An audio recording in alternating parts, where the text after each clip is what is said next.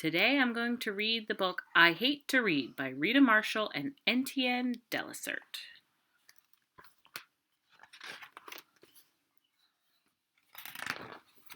Most of the time, Victor Dickens was a really good kid. He almost always wore his crash helmet when he practiced wheelies on his skateboard. And once a year, he allowed his mother to comb his hair with a dab of mousse for the class pictures. He ate artichokes and liver regularly, that is to say, whenever his dog, Paige, was not around at dinner time. Yes, most of the time Victor Dickens was a really good kid. But Victor was a victim of the I hate to read syndrome. He claimed it all started when he watched Paige as a puppy chew up books and bury the scraps in flower pots.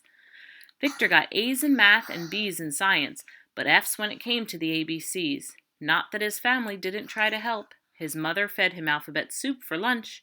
His father invested in 56 volumes of the Encyclopedia Britannica, and his cousin Arthur read him the back of the cornflakes box every Saturday morning. But word for word, letter for letter, noodle for noodle, Victor remained a victim. One evening, while Victor was alone at his desk, pretending to read so he could watch TV, a crocodile in a white coat crawled out of the pages. "Jump into my pocket if you like to read," he invited. "We have a story hour at 8 o'clock. "But I hate to read," Victor protested. "And besides, my favorite TV show starts at 8 o'clock. They were interrupted by a frantic little field mouse chewing her way out of the book. "Gold! Gold!" she cried at the top of her mouse lungs. "You'll find gold in this book. Plant the coins, you'll get rich. Rich with ideas and dreams."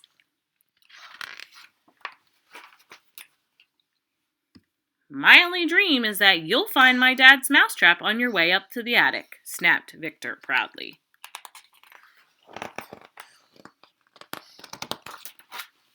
When a weathered parrot with a pipe and a peg leg hobbled onto the scene, Victor wondered if he was still Victor W. Dickens, if he was really in the 3rd grade at Salisbury Central School, and if Mrs. Peterson was really his teacher. The parrot flipped open a rusty box with his wooden leg. "Fly with me to the Spice Islands. Here's a map to the hidden treasure." "No way," said Victor, crossing his arms in a huff. "I hate to read." But before the pirate parrot could tip his hat to say "Ahoy!" a white rabbit in black barn boots jumped out of it. "Best way to travel," he said, to Victor with a wink. "Come along, boy, we'll cross the Atlantic. It'll be a story for the New York Times."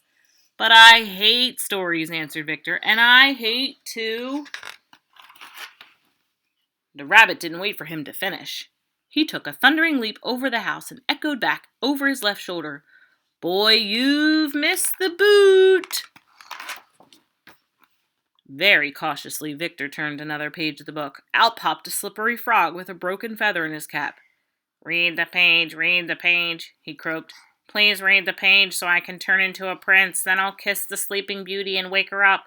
She's been asleep for 100 years, you know."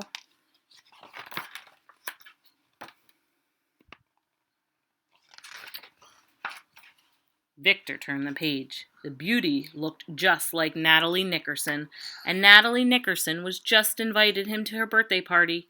How embarrassing! He slammed the book shut and swore never to open it again. It was almost dark when a strange bird appeared, tapping at the window with a glowworm in her beak. "It's fun to read, Victor Dickens," she whispered, "even when you're not supposed to." Now, Victor loved to do things he wasn't supposed to do, but reading had never been one of them. He preferred to catch glowworms and step on them. By now, Victor was missing his TV program, but it didn't seem so important anymore. He closed his eyes for a moment and had a vision of Paige ferociously devouring books. Then he saw Mrs. Peterson with a long nose and tall black hat throwing stories into a boiling cauldron of snakes. "We hate to read! We hate to read!" his classmates were shouting and stomping in unison with Natalie Nickerson in the lead. But instead of joining in the familiar chant, Victor opened his eyes and stared at the book on his desk. He thought about all the characters he'd just met, and he felt a little sad.